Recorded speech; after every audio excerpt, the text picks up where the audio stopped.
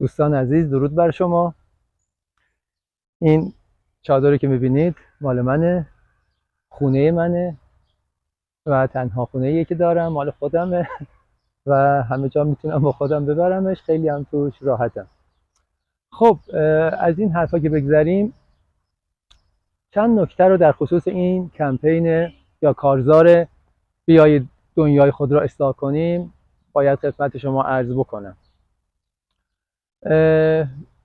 اولین نکته این که این کمپین رو، این کارزار رو من شروع کردم برای برقراری صلح جهانی، برابری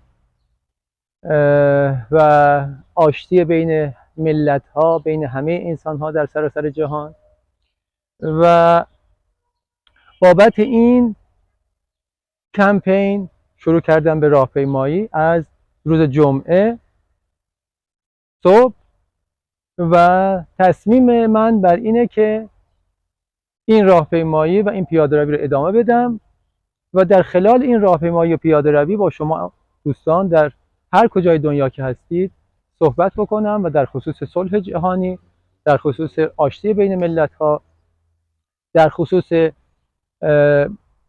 مشکلاتی که ما انسان‌ها روی این سیاره داریم صحبت بکنم و این در واقع ایده ها رو که سالهای سال روش کار کردم و مطمئنم خیلی ها در سراسر جهان روش کار کردم با همدیگه در میون بذاریم و برای حل اونها راه حل هایی رو به همدیگه پیشنهاد بدیم و یه راه حل های مشترکی پیدا بکنیم. و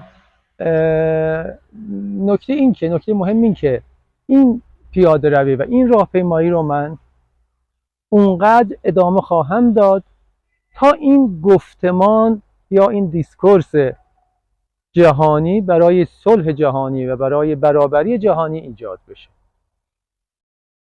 یعنی تا این دیسکورس و این گفتمان در سطح جهان برای اصلاح این جهان ایجاد نشده، مطمئن باشید از پای نخواهم نشست و این پیاده‌روی رو ترک نخواهم کرد. پیاده‌روی ادامه داره تا زمانی که در سطح جهان به یک گفتمانی برای اصلاح دنیای خودمون برسیم. و اینکه عرض میکنم اونقدر ادامه خواهم داد تا به این گفتمان برسیم، خیلی در نظرم نیست که این کار رو باید سالها ادامه بدم. من شاید برخلاف اون دوستان عزیزی که گمان میکنند اصلاح جهان کار بسیار بسیار سختیه و کار بسیار طاقت فرسا و دور از دسترسیه و شاید هم بعضی از دوستان عزیزمون فکر میکنند اصلا این کار غیر ممکنیه و شدنی نیست و باز ممکنه بعضی از دوستان عزیزتر دیگرمون فکر کنن که اصلا فلسفه جهان بر اساس این اختلافات و جنگ و درگیری و تنش و کشمکش و این حرفاست.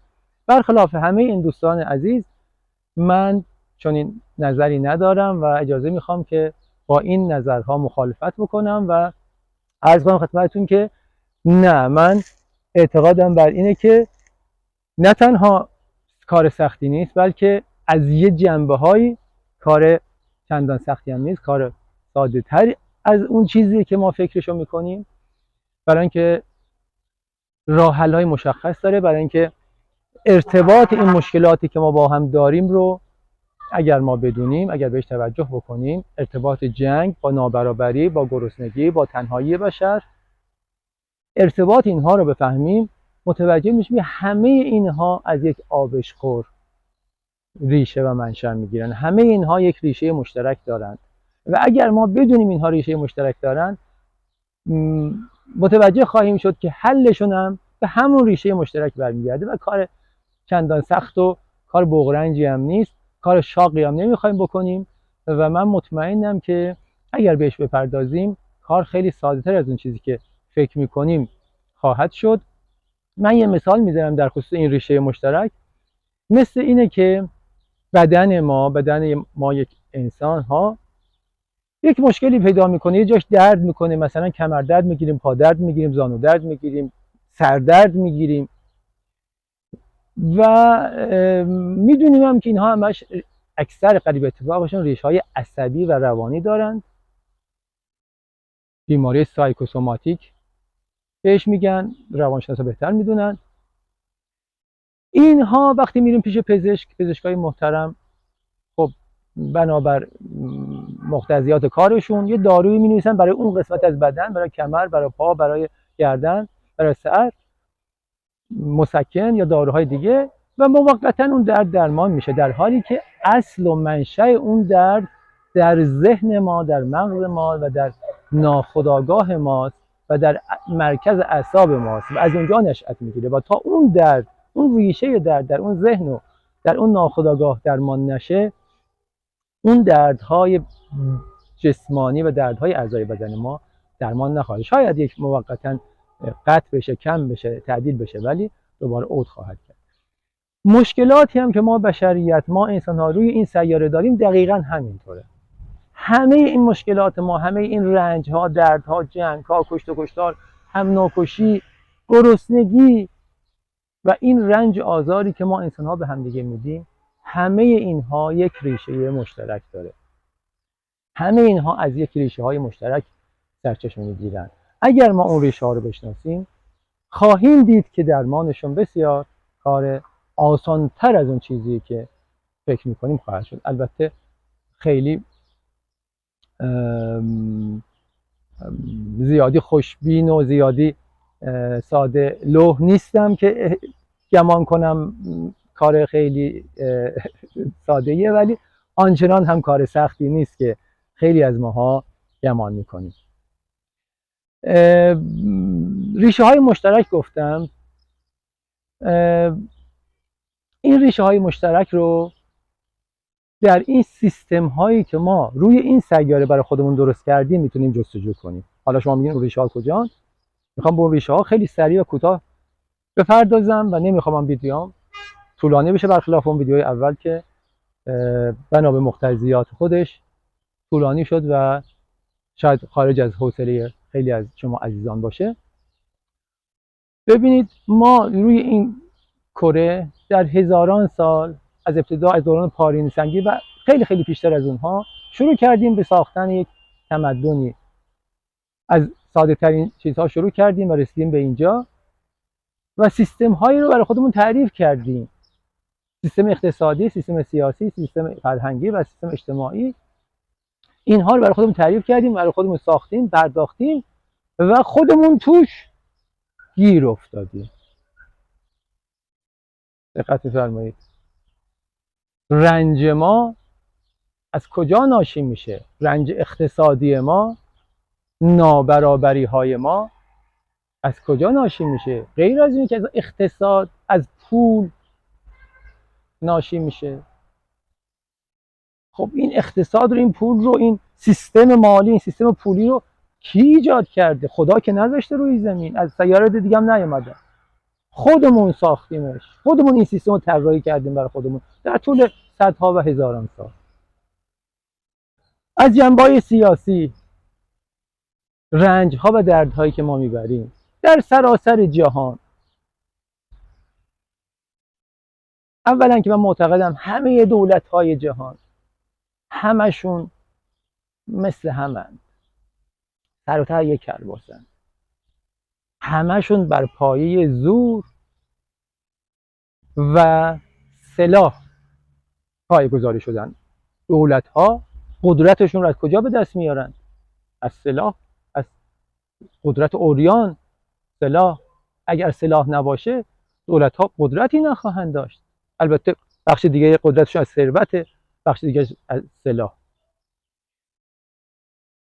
خب این دولت‌ها که انسان‌ها در سراسر جهان زور میگن، حالا یه جایی کمتر زور میگن، یه جایی بیشتر زور میگن، یه جایی دیکتاتوری کمتر، یه جایی بیشتره. و الا اگه دقت کنیم، از بالا نگاه کنیم، خیلی هم فرقی نمیکنه. شکلاشون فرقه، شکل دیکتاتوری ها فرق میکنه، شکل زورگویی ها فرق میکنه. یه جاهای زورگویی ها خیلی نرم و خیلی دیجیتال و خیلی نامحسوس، یه جاهای خیلی عریان و خیلی خشن و خیلی بی‌پرده است. دقت می‌فرمایید. داخل پرانتز عرض کنم زمانی من خیلی سال پیش، شاید 20 سال پیش، فکر می‌کردم که دیگه کشورهای پیشرفته و توسعه یافته خیلی با کشورهای جهان سوم فرق دارن. نرفته بودم، ندیده بودم، همین الانش هم نرفتم و ندیدم. ولی بعد که مطالعه کردم، یه کتابی از آنتونی گیدنز به اسم جامعه شناسی کشورهای توسعه یافته خوندم و کتاب‌های بعدی دیدم تمام مشکلاتی که توی کشورهای پیشرفته، توی کشورهای دموکراتیک وجود داره، عین همونها تو کشورهای جهان سوم عقب افتادن و هست، منتها شدت و ضعفش فرق میکنه، شکل و نوع فرمش فرق میکنه، کمتر، یه جای کمتر، یه جای بیشتر، یه جای ضعیفتر، یه جای قوی‌تر، ولی ماهیت مشکلات یکیه. اینو میخوام عرض کنم، نمیخوام طولش بدم. مشکلات سیاسی که ما احساس می‌کنیم، زورگویی هایی که ما از طریق دولت هامون احساس می‌کنیم، همه انسان‌ها در سراسر جهان هر جا به نحوی، هر جا به نوعی، به شکلی، از کجا ناشی میشه؟ این حکومت‌ها و این دولت‌ها رو کی طراحی کرده؟ کی آورده گذاشته اینجا؟ کی به همه انسان‌ها مسلط کرد؟ خودمون طراحی کردیم، خودمون خواستیم. خب اشتباه کردیم. داریم رنج میبریم، داریم اذیت میشیم. حالا در مورد اینا بعد بیشتر صحبت خواهم کرد. و بخش فرهنگی، سیستم فرهنگی که برای خودمون درست کردیم، این سیستم فرهنگی که خیلی مواقع آزارمون میده و تنهایی رو بر ما تحمیل کرده، بر ما انسان‌هایی که در جمعیم ولی ته دلمون تنهاییم، احساس تنهایی میکنیم، کسی با ما نیست، کسی دلش با ما نیست، ما دلمون با کسی نیست، دلها با هم دیگه نیستن در سراسر جهان. نفرت، کینه، دشمنی، تنش، کشمکش وجود ما رو، سراسر وجود ما رو فرا گرفته. کینه ورزی و دشمنی کردن خیلی طبیعی تر برای ما می نماید و جلوه می کند تا اینکه به هم دیگه عشق بورزیم، به هم محبت کنیم، مهربانی کنیم. خودتون دیدید و می بینید که محبت کردن همه جا شک برانگیزه. زن آدم ها رو برمیانگیزیم چرا محبت داریم میکنه. عشق ورزیدن شده یک کار شک برانگیز، منتها دشمنی کردن، کینه ورزی کردن خیلی عادی و طبیعی جلوه میکنه. این فرهنگ از کجا آمده؟ اینو کی به ما غالب کرده، به ما مسلط کرده؟ خودمون ساختیم، خودمون طراحی کردیم. مجموعه این سیستم ها که بهشون میگیم تمدن، دست ساخته خودمونه، خودمون ساختیمشون و خودمونم توش گیر افتادیم. حالا شاید شما سوال میکنید مطمئنا که خب ما چرا اینجوری ساختیم که توش گیر بیفتیم؟ خب چراش یکم مفصله، برمیگرده به اون دورانهای خیلی خیلی قدیم، اون زمانهای ابتدای تاریخ که میخواستیم تاریخ رو شروع کنیم، نه ابتدای تاریخ وجود اومد انسان که نه، زمانی که شروع کردیم به تمدن سازی، اون اولین پایه ها و اولین الفبای تمدن رو خواستیم بسازیم، به اونجا برمیگرده که اون داستانش مفصله، یه خورده هم فلسفی میشه. اونو در روزها و هفته‌های آینده حتما براتون خواهم گفت، لازمه. ولی برمیگرده به اونجا که چرا پدران ما اشتباه کردند و چرا ما همچنان داریم اون اشتباه رو داریم تکرار میکنیم و فکر میکنیم این سرنوشت محتوم ماست.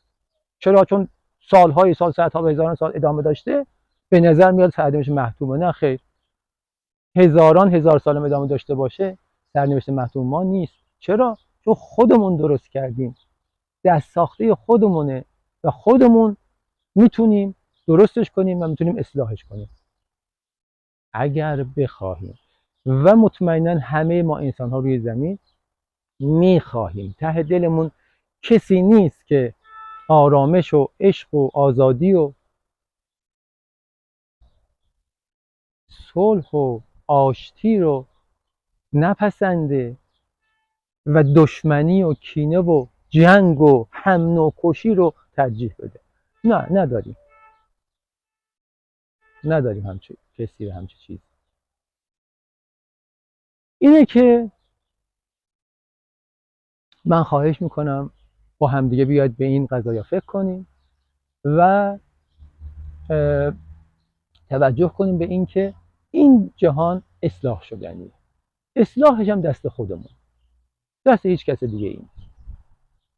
و از کی باید شروع کنیم؟ از همین الان، از همین پیروزی که من شروع کردم.